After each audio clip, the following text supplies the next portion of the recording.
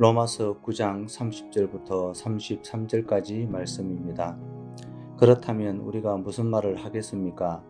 의를 따르지 않는 이방 사람들이 의 곧 믿음으로 인한 의를 얻었으나 의의 율법을 따르던 이스라엘은 율법에 이르지 못했습니다. 그 이유가 무엇입니까? 이는 그들이 믿음에 의해서가 아니라 행위로 의를 얻는 것처럼 행했기 때문입니다. 그들은 걸림돌에 걸려 넘어지고 말았습니다. 기록되기를 보라 내가 시온의 걸림돌과 그치는 바위를 두리니 그를 믿는 자는 수치를 당하지 않을 것이다 라고 한 것과 같습니다. 아멘. 하나님의 살아계심과 살아계신 하나님께서 약속하신 구원 약속인 복음이 실제임을 인정하고 믿음으로 고백하는 여러분에게 신앙생활은요, 걸림돌이십니까? 아니면 참된 자유함을 경험하게 하는 진리이십니까? 더 간단하게 말씀을 드리면 여러분은 신앙생활을 하는 것이 기쁨이신가요? 아니면 오히려 고민이신가요? 하나님을 알지 못했다면 오히려 더 자유롭게 했을 일들이 하나님을 아는 것 때문에 오히려 더 고민이 되는 일들이 사실 적지 않기 때문에 이런 고민을 하게 됩니다. 오늘 말씀은 바로 이 부분에 대한 말씀입니다. 30절 말씀을 보면 하나님의 살아계심을 깨닫지 못하고 복음이 무엇인지 알지 못하던 이방 사람에게 믿음이라고 하는 것이 생겼습니다. 하나님의 살아계심을 인정하게 되고 그분이 하신 구원 약속이 진리임을 이 이방인이 깨닫게 된 것입니다.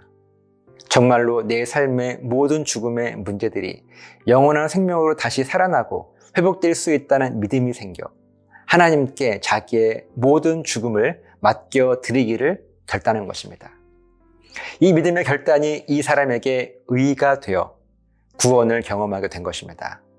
그런데 31절 말씀을 보면 원래부터 하나님의 살아계심을 믿고 복음이 무엇인지를 알았던 의의 율법을 따르던 이스라엘은 오히려 율법에 이르지 못했습니다. 구원을 경험하지 못한 것입니다. 어떻게 된 것일까요?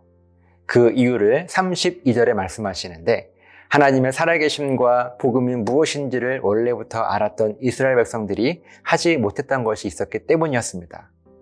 무엇을 이들이 못했는가 하면 아까 이방 사람과 같이 복음이 진리이고 실제로 이루어질 하나님의 구원 약속임을 믿기 때문에 복음 앞에 자기의 삶을 실제로 맡겨드리기를 결단할 수 있는 믿음의 결단, 바로 이 믿음의 결단이 없었기 때문에 오히려 복음이 무엇인지를 알았던 이스라엘 백성들은 구원을 경험할 수 없었던 것입니다. 그래서 하나님의 살아계심과 복음이 무엇인지를 알기만 했던 그것이 오히려 이스라엘 백성들에게는 걸림돌이 되어 넘어지게 된 것이라고 말씀하십니다. 하나님의 살아계심과 그분의 구원 약속이 실제임을 알고만 있었던 것이 오히려 걸림돌이 된 것입니다. 33절 말씀을 보면 바울은 역시나 이사야의 말씀을 인용하고 있는데 하나님께서 남겨두신 씨앗, 곧 걸림돌과 거치는 바위를 둘 것인데 이것은 예수님의 복음을 이야기하죠. 이 복음을 아는 것에만 그친다면 여지없이 아무리 능력 있는 복음이라 할지라도 우리에게 걸림돌과 거치는 바위가 될 것입니다.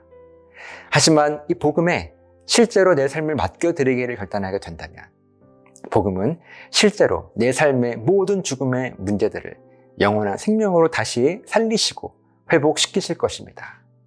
그렇게 복음은 나에게 걸림돌이 아닌 완전한 구원을 경험하게 할 진리가 될 것입니다. 이 말씀을 통하여 저 여러분들이 깊이 깨달아야 할 것은 복음을 아는 것에만 그치지 말고 복음 앞에 실제로 내 삶을 완전하게 맡겨드릴 수 있는 하나님을 향한 우리들의 신앙 고백을 결단하게 되시기를 예수님의 이름으로 간절하게 부탁을 드립니다. 기도하시겠습니다. 살아계신 아버지 하나님, 우리가 복음을 아는 것에만 그치지 않고 그 복음 앞에 우리들의 삶을 실제로 맡겨드릴 수 있는 믿음의 결단이 하나님을 향한 온전한 신앙 고백이 될 수 있도록 인도해 주시옵소서. 감사드리며 예수님 이름으로 기도합니다. 아멘.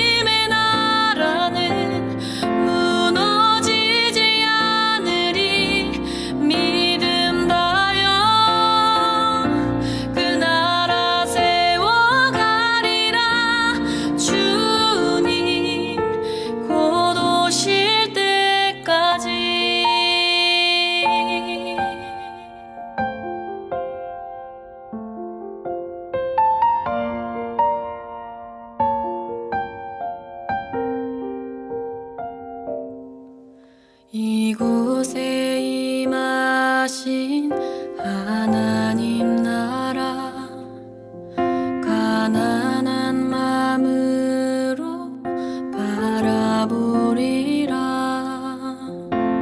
먼저 그 나라 그 뜻 구하며